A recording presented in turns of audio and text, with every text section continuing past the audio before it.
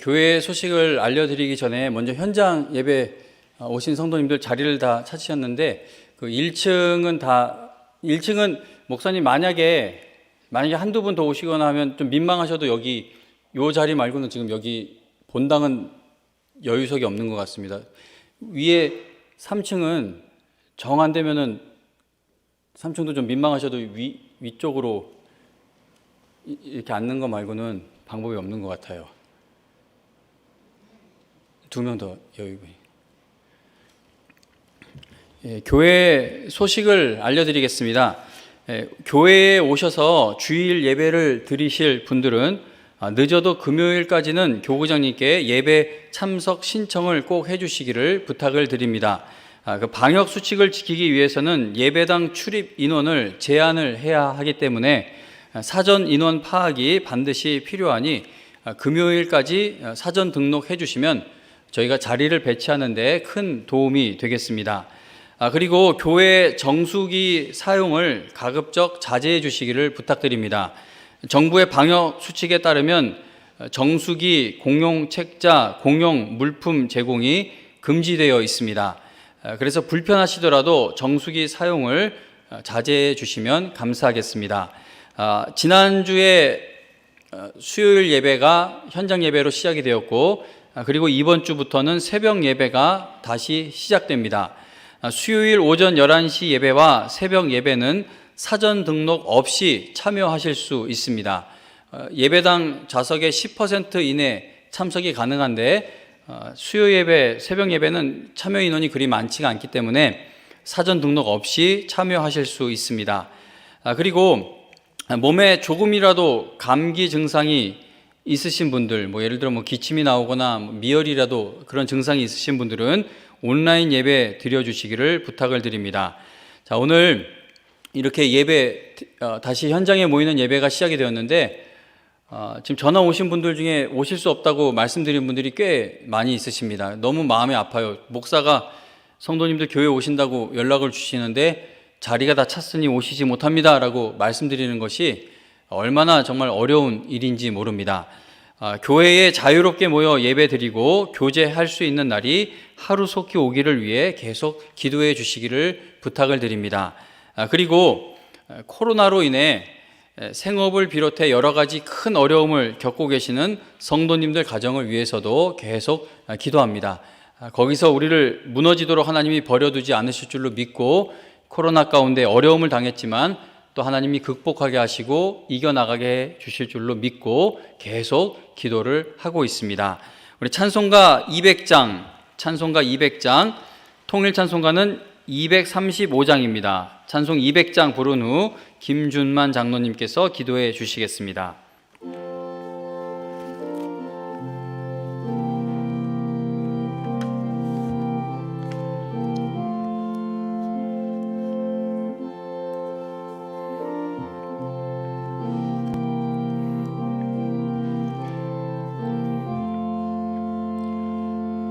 달고 묘한 그 말씀 생명의 말씀은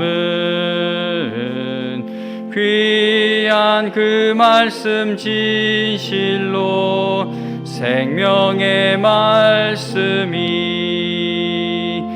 나의 길과 믿음 밝히 보여주니 아름답고 귀한 말씀 생명샘이로다.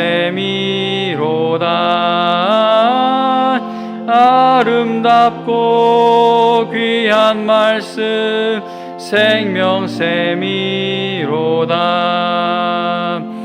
귀한 주님의 말씀은 내 노래 되도다. 모든 사람을 살리는 생명의 말씀을 값도 없이 받아 생명길을 가니 아름답고 귀한 말씀 생명샘이로다. 아름답고 귀한 말씀 생명샘이로다. 널리 울리어 퍼지는 생명의 말씀은 마음의 용서와 평안을 골고루 주나니. 다만 예수 말씀 듣고 복을 받네. 아름답고 귀한 말씀 생명샘이로다. 아름답고 귀한 말씀 생명샘이로다. 아멘.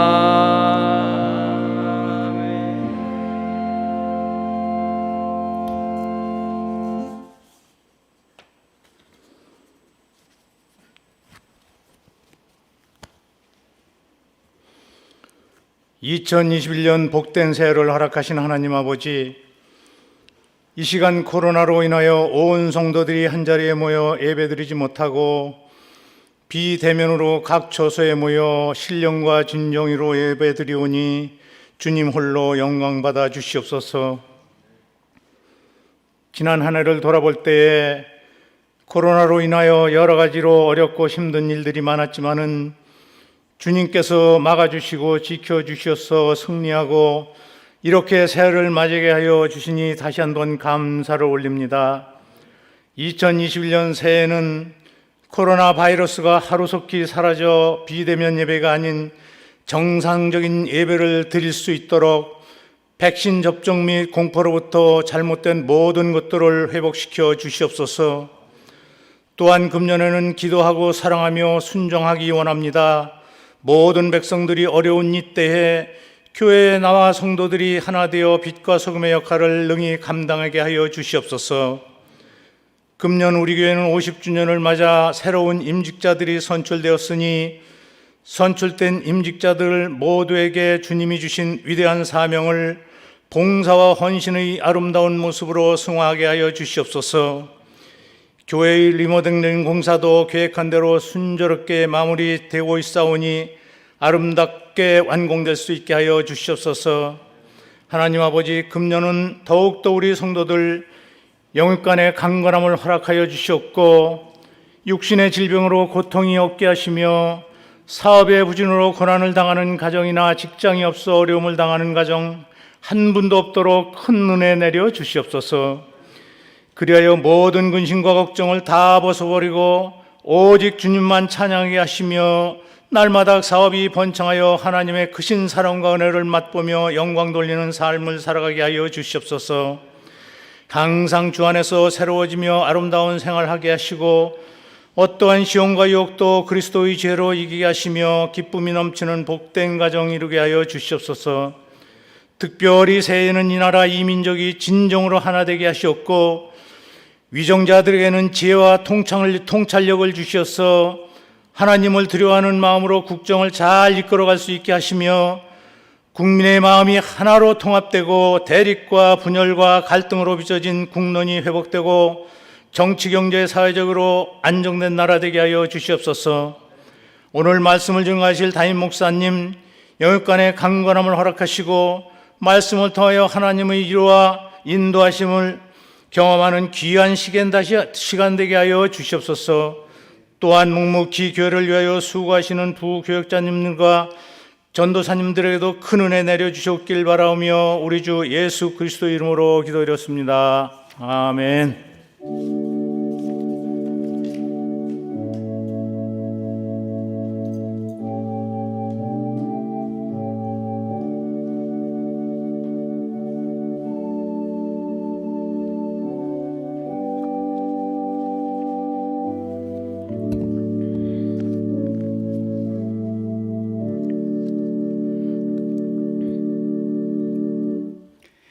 오늘 함께 은혜 받으실 하나님의 말씀은 창세기 24장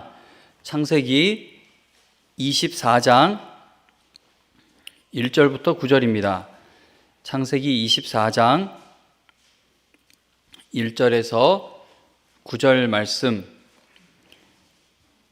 창세기 24장 1절에서 9절 하나님의 말씀 읽어드립니다. 아브라함이 나이가 많아 늙었고 여호와께서 그에게 범사의 복을 주셨더라. 아브라함이 자기 집 모든 소유를 맡은 늙은 종에게 이르되 청하건대 내 허벅지 밑에 네 손을 넣으라. 내가 너에게 하늘의 하나님 땅의 하나님이신 여호와를 가리켜 맹세하게 하노니 너는 내가 거주하는 이 지방 가나안 족속의 딸 중에서 내 아들을 위하여 아내를 택하지 말고 내 고향 내 족속에게로 가서 내 아들 이삭을 위하여 아내를 택하라. 종이 이르되 여자가 나를 따라 이 땅으로 오려고 하지 아니하거든 내가 주인의 아들을 주인이 나오신 땅으로 인도하여 돌아가리이까. 아브라함이 그에게 이르되 내 아들을 그리로 데리고 돌아가지 아니하도록 하라. 하늘의 하나님 여호와께서 나를 내 아버지의 집과 내 고향 땅에서 떠나게 하시고 내게 말씀하시며 내게 맹세하여 이르시기를 이 땅을 네 씨에게 주리라 하셨으니 그가 그 사자를 너보다 앞서 보내실지라. 네가 거기서 내 아들을 위하여 아내를 택할지니라. 만일 여자가 너를 따라오려고 하지 아니하면 나의 이 맹세가 너와 상관이 없나니 오직 내 아들을 데리고 그리로 가지 말지니라. 그 종이 이에 그의 주인 아브라함의 허벅지 아래에 손을 넣고 이 일에 대하여 그에게 맹세하였더라. 아멘. 오늘 이 시간에는 하나님의 말씀을 반드시 이루어질 약속으로 붙든 아브라함, 하나님의 말씀을 반드시 이루어질 약속으로 붙든 아브라함이라는 제목으로 하나님의 말씀 증거하겠습니다.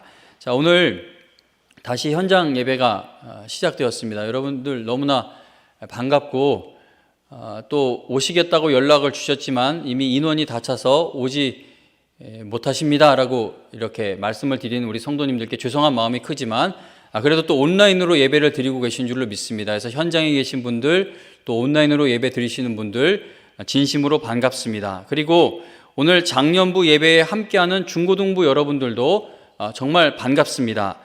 지금 지하 예배실 리모델링 공사가 한창 진행 중에 있습니다.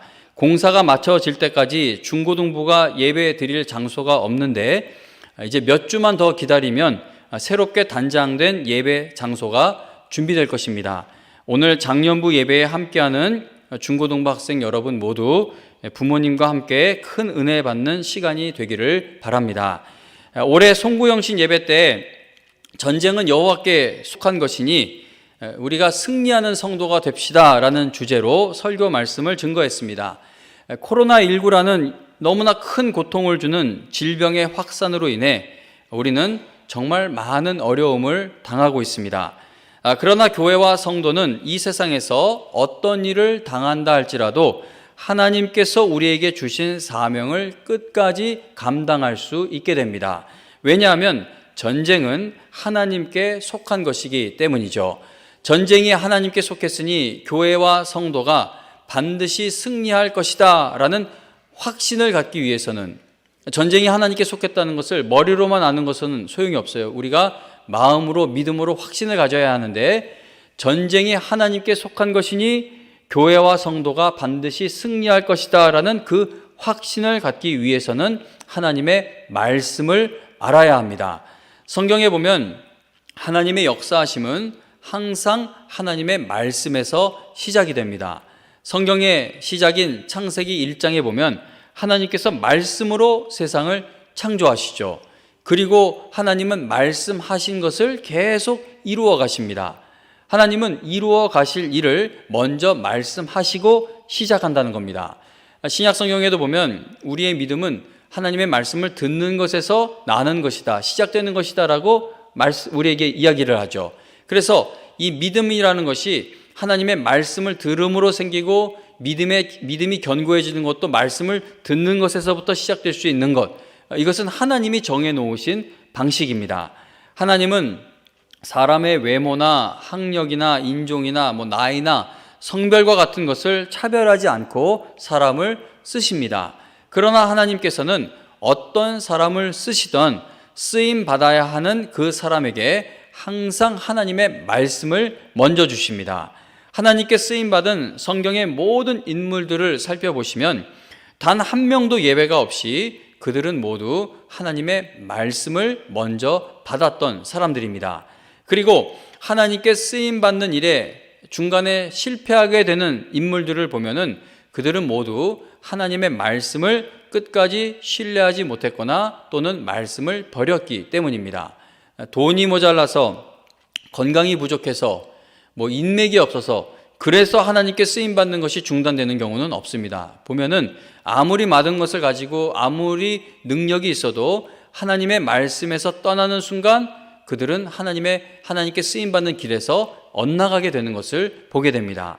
하나님의 말씀을 끝까지 신뢰하여 하나님께 쓰임 받은 사람들을 보면 그들은 모두 하나님의 말씀을 반드시 이루어지게 될 약속으로 붙들었던 것을 확인하게 됩니다. 하나님의 말씀을 다 같이 함께 들었어도 그 들은 하나님의 말씀을 이루어질 약속으로 붙들지 못했던 사람들은 끝까지 쓰임을 받지 못하고 중간에 불신앙의 길로 빠지게 되는 것을 성경은 우리에게 보여줍니다. 성경에서 믿음으로 승리한 성도들, 사명을 끝까지 감당한 성도들, 마지막까지 인내한 성도들, 하나님께 칭찬받은 교회들을 보면은 그들은 모두 하나님의 말씀을 반드시 이루어지게 될 약속으로 붙들었던 성도들이고 교회들입니다. 오늘 우리가 읽은 본문에 등장하는 아브라함도 하나님의 말씀을 약속으로 붙들었던 대표적 인물들 중에 한 명이죠. 본문 1절에 보면은 아브라함에 관해 두 가지 사실을 알려줍니다.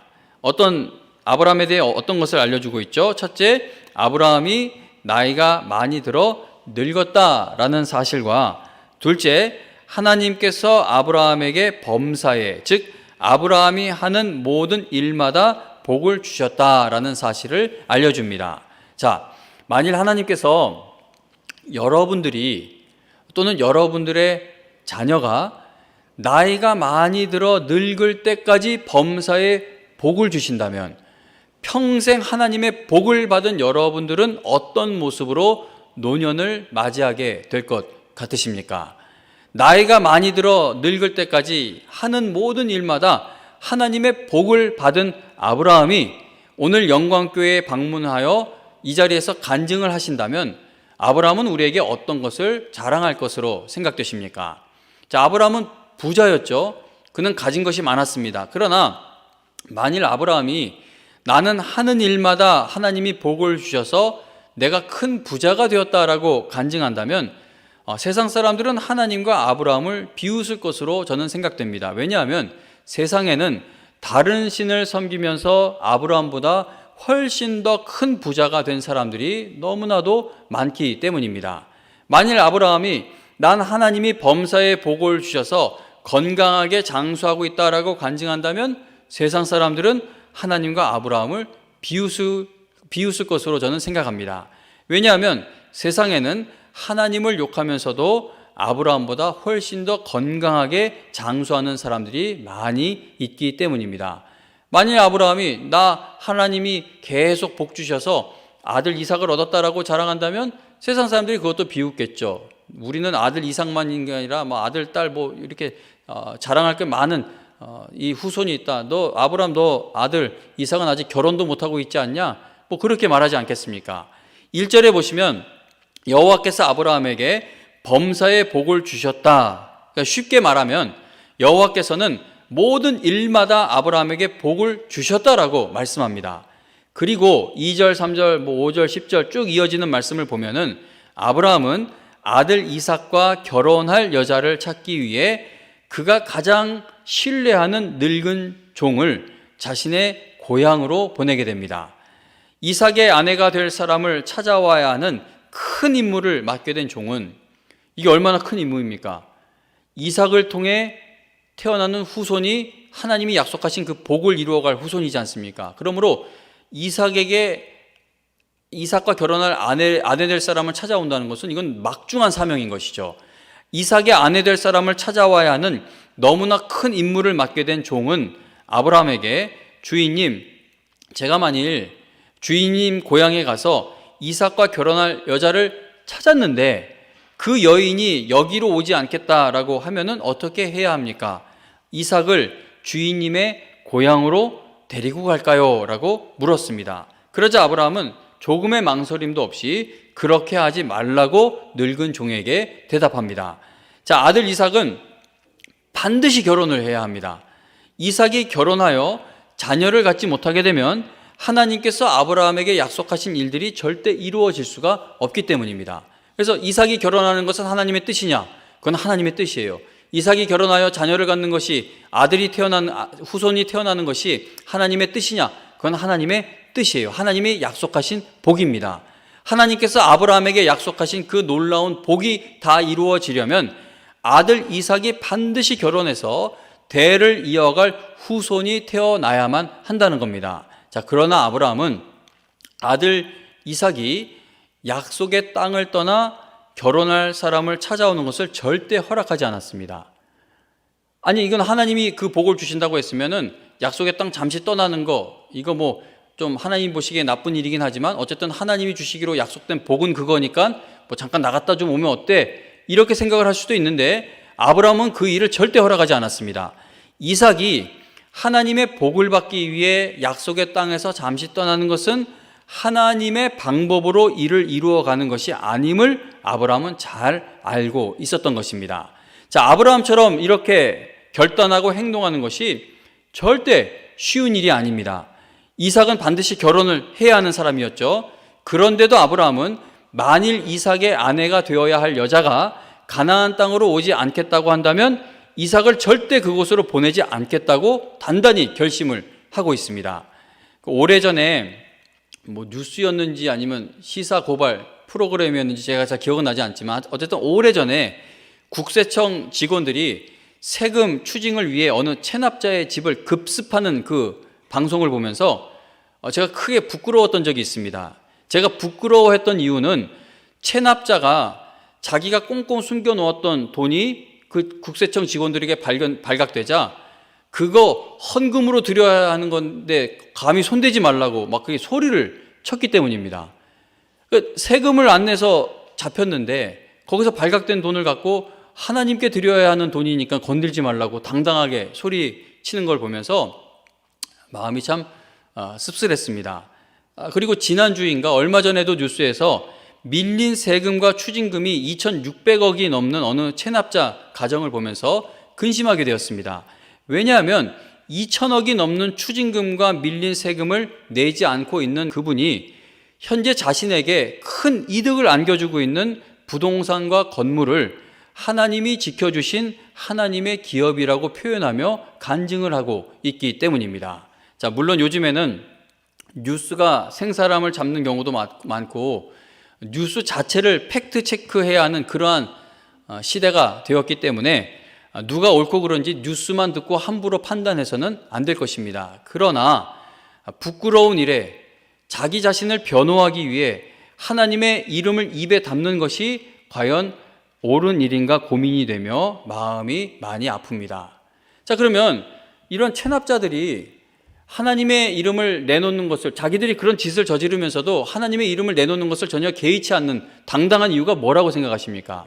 왜냐하면 그 재물을 갖는 것, 재물을 얻는 것이 하나님이 주신 복이라고 확신을 하고 있기 때문에 부끄러움을 느끼지를 못하는 것, 수단과 방법을 가리지 않게 되는 겁니다.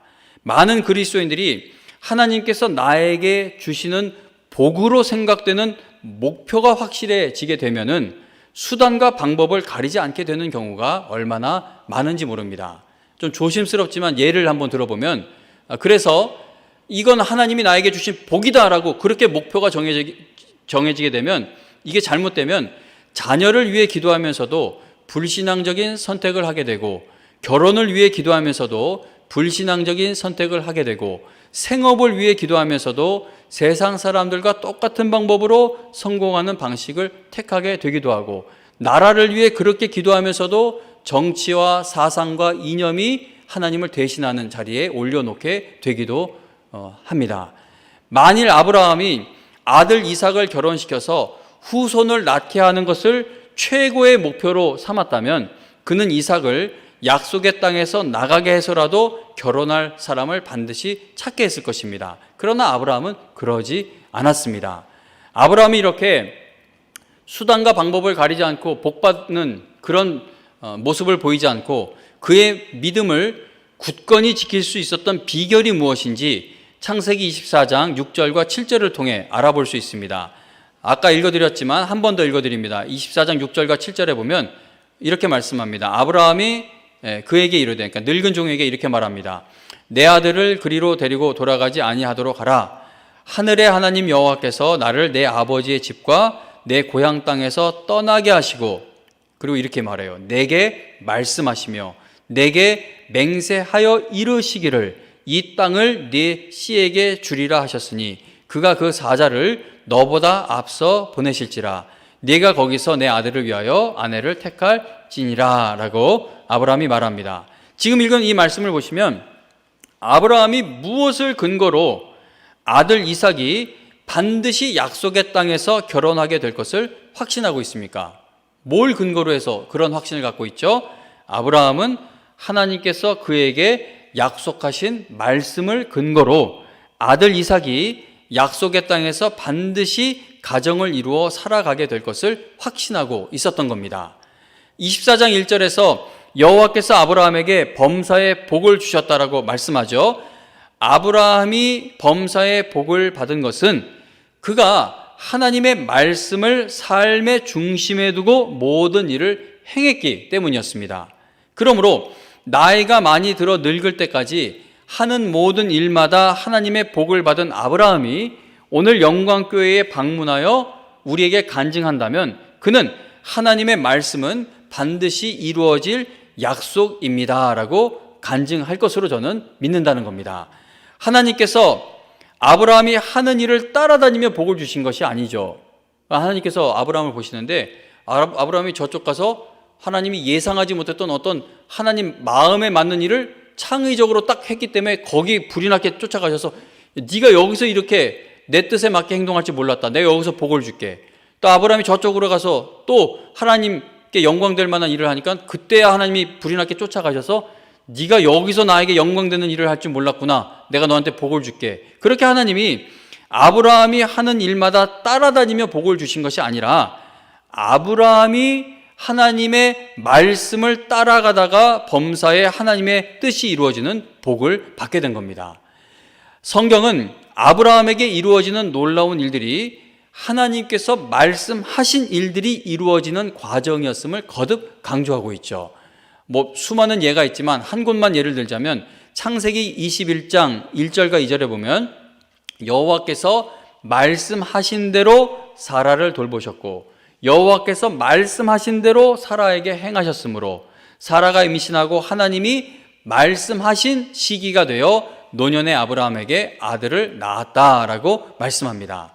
아브라함의 믿음이 흔들리려고 할 때마다 하나님께서는 아브라함에게 어떤 큰 기적을 보여주셔서 그의 믿음을 붙들어 주시지 않고 아브라함에게 이미 말씀하신 것을 한 번 더 확인시켜 주시는 말씀을 주심으로 그의 믿음을 붙들어 주셨습니다.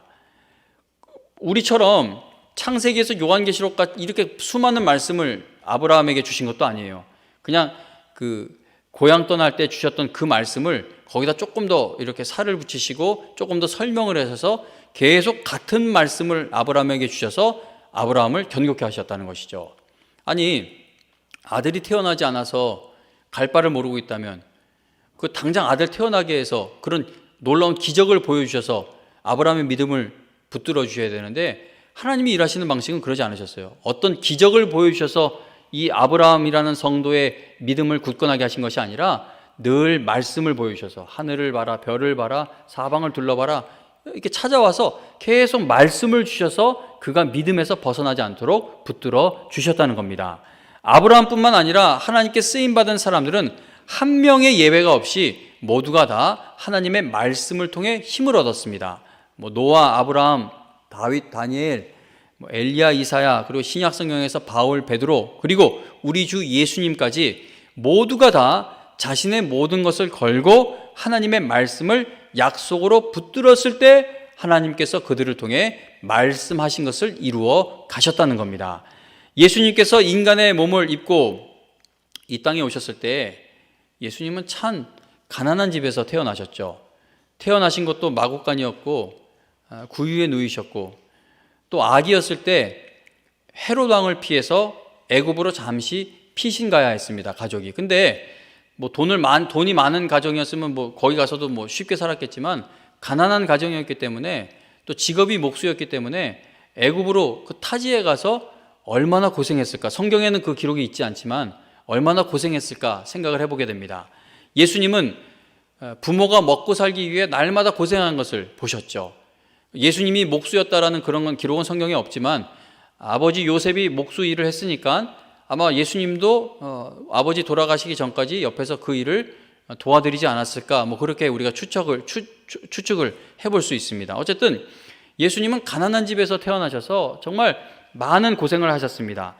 그러나 성도님 여러분, 성경에 보면 예수님은 자신이 당하는 고난이나 고난을 피하기 위해 그 어떤 기적도 사용하신 적이 없다는 겁니다. 예수님은 언제 기사와 이적을 행하셨죠? 오직 성경에 기록된 하나님의 말씀이 이루어지는 일에만 기사와 이적을 행하셨다는 겁니다. 40일을 금식하고 나서 사탄이 찾아와 유혹할 때 예수님이 그 나쁜 놈의 사탄을 온갖 능력을 동원해요 물리치실 수 있으셨습니다. 사탄이 너 하나님의 아들이면 이거 해봐라 저거 해봐라고 할 때, 야, 내가 그것만 할 줄 아냐? 내 이것도 할 줄 안다고 하면서 능력을 보이실 수가 있으셨어요. 그러나 우리가 잘 알다시피 예수님은 찾아와서 유혹하는 그 사탄을 오직 하나님의 말씀으로 이겨내시고 물리치시는 것을 보게 됩니다.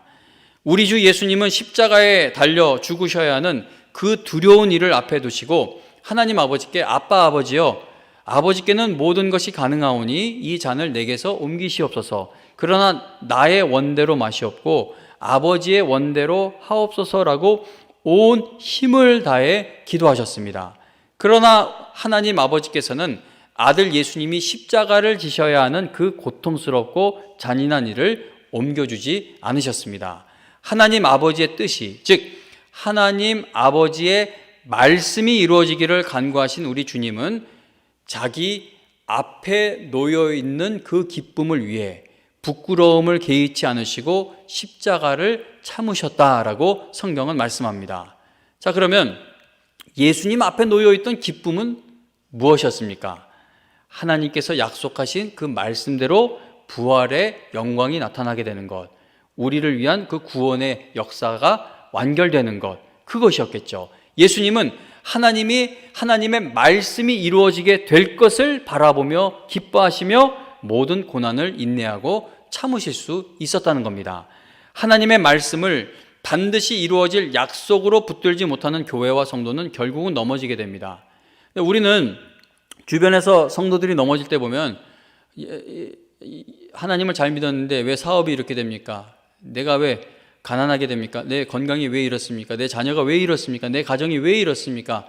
이런 어떤 문제가 너무 커서 넘어지는 것으로 생각할 때가 많은데, 그렇지 않습니다. 성도와 교회가 흔들리고 무너지는 것은 하나님의 말씀을 이루어지게 될 약속으로 붙들 힘을 잃게 될 때 넘어지는 겁니다. 그래서 모든 성도가 다 시험에 들어도 그 중에서 가장 어려운 처지에 있어도 하나님의 말씀에 은혜 받는 성도는 흔들리지 않는 것을 우리가 보게 되는 것이죠. 우리가 끝까지 믿음을 지킬 수 있도록 힘을 공급해 주는 것은 하나님의 말씀이라는 겁니다. 예전에 여러 차례 말씀드린 적이 있습니다. 저는 하나님께서 저를 고쳐주시는 그 큰 기적을 체험했습니다. 뭐 축농증 갖다 계속 얘기하나 그러실지 모르지만, 뭐 5년인가를 그 날마다 코가 막혀 있고 이 혹을 잘라내고, 그 얼마나 어린 나이, 초등학생 나이에 그게 너무나 고통스러웠어요. 그래서 그 저희 집 애들도 저를 좀 닮았는지 비염이 막 있고 합니다. 그럼 병원에 가면은 그 의사 선생님도 꼭 집안에 누구 비염이 있던 사람이 있냐, 그런 거 왜 물어봐요?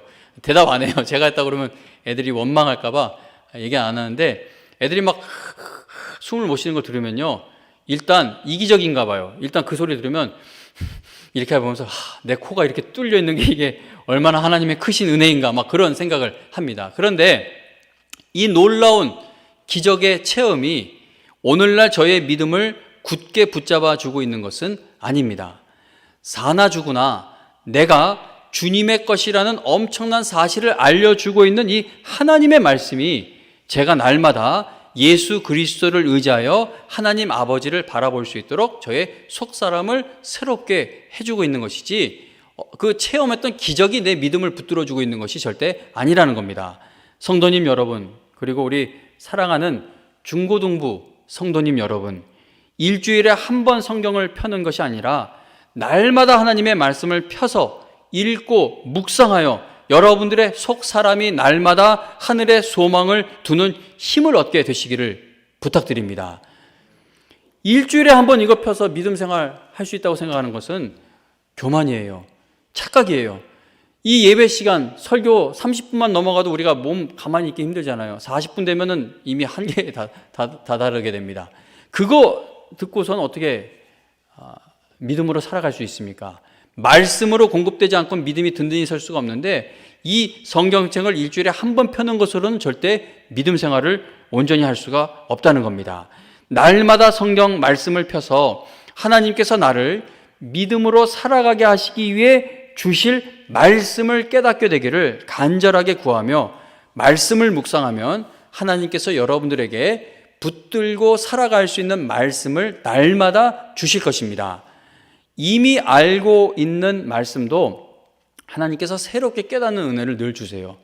이거 아는 얘기인데, 요셉, 아브라함 얘기 이런 거 다 아는 얘기인데, 그렇지 않아요.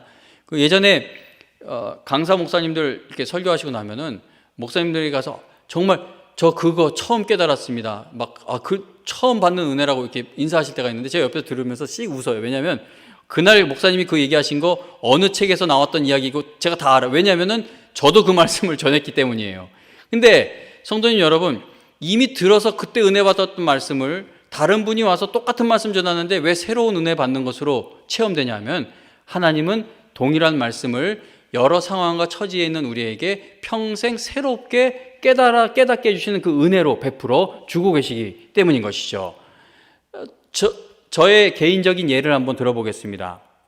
지난 한 주간 창세기 말씀을 읽으면서 제가 묵상글을 적은 걸 좀 읽어드릴게요. 이 성경책을 읽으면서 제가 이제 은혜가 되는 거를 이렇게 적어 놓는 그런 노트가 있는데 그 중에 한 부분만 하루치만 읽어드리겠습니다.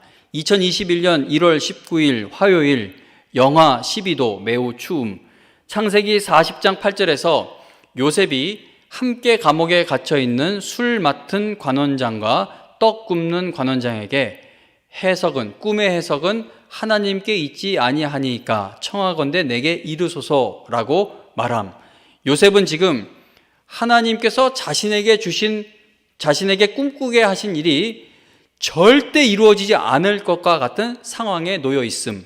그런데도 요셉이 꿈의 해석이 하나님께 있다라고 당당하게 말한 것을 보면 그는 하나님께서 자신에게 주신 그 꿈을 하나님께서 반드시 이루어 가 주실 줄로 믿고 있던 것이 확실해 보임. 이렇게 깨달아지면 기도가 어떻게 나오냐면 이렇게 나와요. 하나님 아버지, 저에게 목회 사명을 주실 때 하나님의 말씀을 통해 제게 주신 그 꿈이 어떻게 이루어질지 지금은 막막하지만 하나님의 방법으로 하나님의 때에 반드시 이루어 주실 줄로 믿습니다.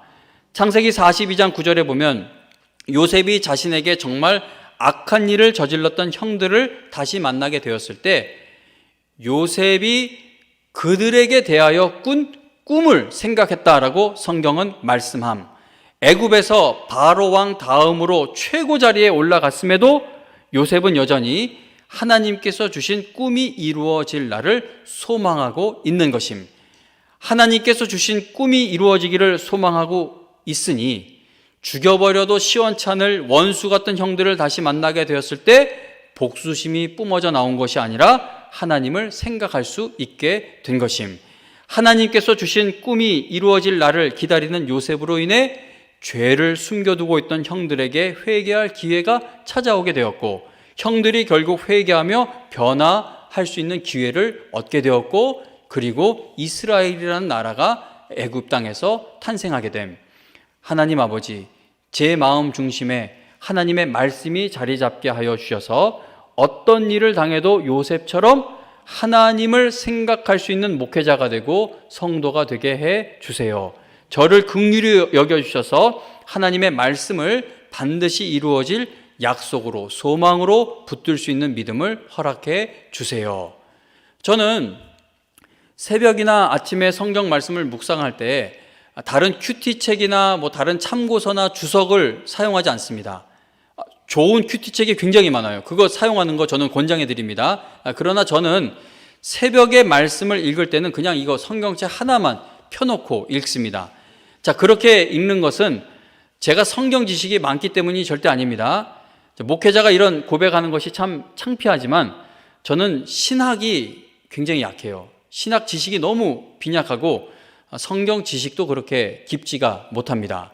그러나 제가 성경책만을 펴놓고 읽는 것을 참 좋아하는 이유 중에 하나는 하나님께서 나에게 지금 꼭 필요한 말씀을 깨닫게 해주시기 때문입니다.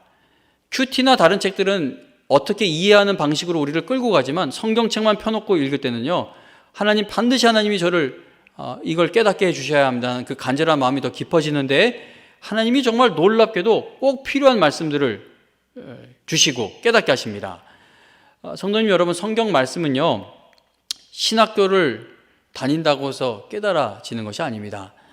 저는 고등학생 때부터 이런 방식으로 성경을 읽으며 하나님이 주시는 새 힘을 얻고 있습니다. 하나님의 말씀을 날마다 펴지 않는 것은 왜일까요? 왜 우리가 하나님의 말씀을 날마다 펴지 않는 것일까? 참 많은 이유를 생각해 볼 수 있지만 크게 두 가지만 제가 말씀드리고 싶은 것은, 하나님의 말씀을 날마다 펴지 않는 것은 나는 하나님의 말씀이 없이도 살아갈 수 있다라는 교만함이 묻어 있거나, 또는 아직까지 하나님의 말씀을 깨닫는 은혜를 맛보아 알지 못하고 있는 상태에 있기 때문일 것입니다. 성경은 어려운 책이 아닙니다. 물론 설교를 준비하거나 성경 공부를 할 때에는요, 수많은 책들을 참고하고 준비하게 됩니다. 큐티 설교 그렇게 얘기하는데 큐티 설교라는 게 가능한지 저 잘 모르겠어요. 설교 준비나 성경 공부 준비는 정말 공부를 철저히 할 필요가 있죠. 그러나 방금 말씀드린 것처럼 개인 묵상의 시간을 가질 때에는 성경책 한 권과 하나님께서 나에게 깨닫는 지혜 주시기를 간절하게 구하는 그 기도만 있으면 충분하다는 겁니다. 초등학생이나 중고등학생들 교과서를 보면은요, 어린 학생들이라도 저는 성경책 분명히 이해할 수 있을 줄로 믿어요. 애들 노는 게임 교과서 보면은, 와, 애들이 이런 걸 공부하고 이런 거를 가지고 노는구나. 이거 결코 성경책이 어려워서 애들이 이해하지 못하는 것이 아니라는 겁니다. 저는요, 머리가 정말 나빠요. 정말 한탄을 해요, 제 머리 나쁨에. 그래서 교육자님들한테 잔소리하면서도 이거 분명히 내가 이거 실수하면서 잔소리를 하고 있을 텐데라는 그 두려움이 늘 있어요. 그 정도로 머리가 나쁜데, 그런데도 제가 고등학생 때 이 성경책만을 펴놓고 한 장 한 장 읽어나갈 때 하나님께서 얼마나 큰 위로와 힘을 주시는 것을 체험했는지 모릅니다. 이거 하나 펴놓고 하나님이 깨닫게 해주시면 나는 이 말씀을 통해 살아갈 힘을 얻을 수 있습니다 라고 구하며 읽을 때에 하나님이 정말 놀랍도록 말씀을 통해 나를 만나주신다는 것이죠. 오늘 이 예배를 드리는 여러분 모두 마음과 생각이 다른 것으로 채워지기 전에 하나님의 말씀을 읽고 묵상하는 것으로 하루를 시작하신다면 하나님께서 여러분들에게 약속으로 붙들 수 있는 금보다 귀한 말씀을 날마다 새롭게 공급해 주실 것입니다. 성도님 여러분, 중고등부 성도님 여러분, 오늘부터 성경을 펴고 하나님께서 여러분들에게 어떤 것을 약속하고 계시는가를 깨닫는 기쁨을 누리게 되시기를 바랍니다. 성경은 아브라함이 나이가 많아 늙었고 여호와께서 그에게 범사의 복을 주셨다라고 말씀하죠. 아브라함은 하나님의 말씀이 반드시 이루어질 약속으로 붙들고 모든 일을 행했습니다. 그래서 그가 하는 모든 일들이 하나님의 뜻이 이루어지는 일에 쓰임받는 그 놀라운 복을 받게 된 것입니다. 여러분 모두 하늘나라 가는 그날까지 날마다 하나님의 말씀을 약속으로 붙드는 성도들이 되어 하나님의 말씀이 이루어져 가는 일에 날마다 쓰임받게 되시기를 주님의 이름으로 축원합니다. 찬송가 546장, 찬송가 546장, 통일 찬송가는 399장 찬송 부르며 준비한 헌금드립니다.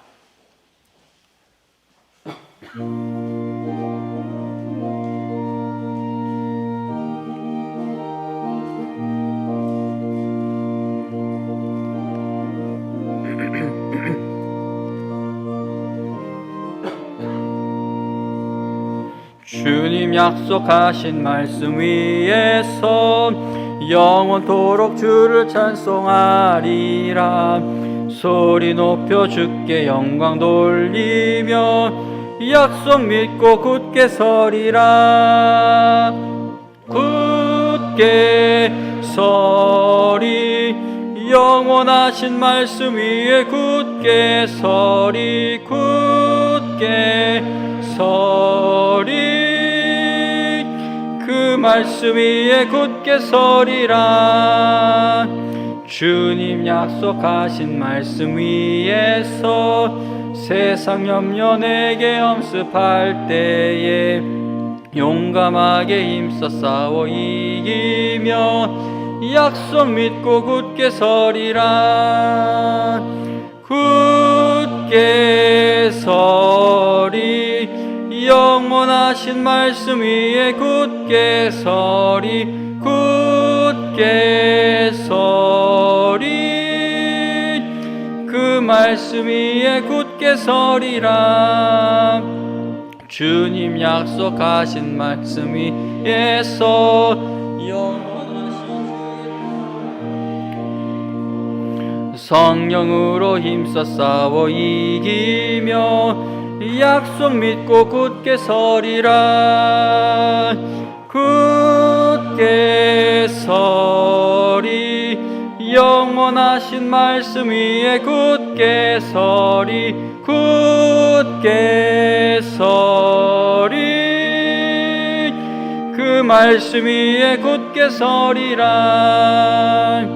주님 약속하신 말씀 위에서 성령 인도하는 대로 행하며 주님 품에 항상 안식 얻으며 약속 믿고 굳게 서리라. 굳게 서리, 영원하신 말씀 위에 굳게 서리. 굳게 서리, 그 말씀 위에 굳게 서리라. 아멘. 기도드립니다. 하나님 아버지 감사합니다. 오늘도 이렇게 예배당에 나오게 하신 것 하나님 정말 감사합니다. 우리가 현장 예배를 드리게 되었습니다. 하나님 아버지, 오늘 영광께 오신 모든 성도님들 확진자 생기거나 또 감염되는 그런 일 없도록 지켜보호해 주시고, 또 한 주간도 세상에 나가 살 때에 절대 그런 일에 하나님 생기지 않도록 하나님 보호해 주시고 지켜주시길 간절히 기도합니다. 하나님 아버지, 우리가 무엇을 힘입어 살아야겠습니까? 하나님의 말씀을 힘입어 살아야겠습니다. 날마다 성경을 펼 수 있는 부지런함을 허락하여 주시고, 또 하나님 말씀을 펴서 읽을 때마다 하나님의 말씀이 날마다 새롭게 깨달아지고 약속으로 붙들 수 있는 그 지혜를 허락하여 주시옵소서. 우리 중고등부 학생들 하나님 그 마음에 성경 말씀을 사랑하는 마음을 부어주셔서 어렸을 때부터 하나님의 말씀을 사랑하여 하나님의 말씀을 붙들고 붙든 말씀이 이루어지는 일에, 응답되는 일에 쓰임받는 우리 중고등부 학생들 다 되게 하여 주시옵소서. 오늘도 하나님 앞에 귀한 것 드립니다. 하늘나라의 확장과 영광을 위해 사용하여 주시고, 또 하나님께 드리는 이 손길들 힘 약해지지 않을 수 있도록 직장에서의 위치가 견고하게 하여 주시고, 또 생업의 터전을 굳건히 붙들어 주시며 두드리고 있는 취업의 문이 하루속히 열려지게 하여 주시옵소서. 다가오는 한 주간도 하나님의 말씀에 은혜 받은 성도로서 승리하는 한 주가 되게 하여 주실 줄로 믿고 감사드리며 예수님의 이름으로 기도합니다. 아멘. 축도로 마치겠습니다.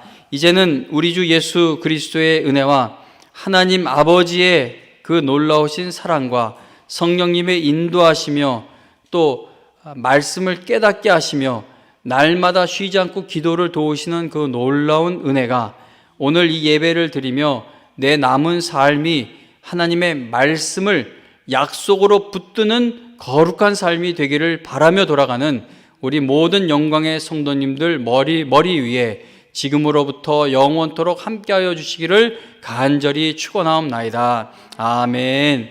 감사합니다, 하나님.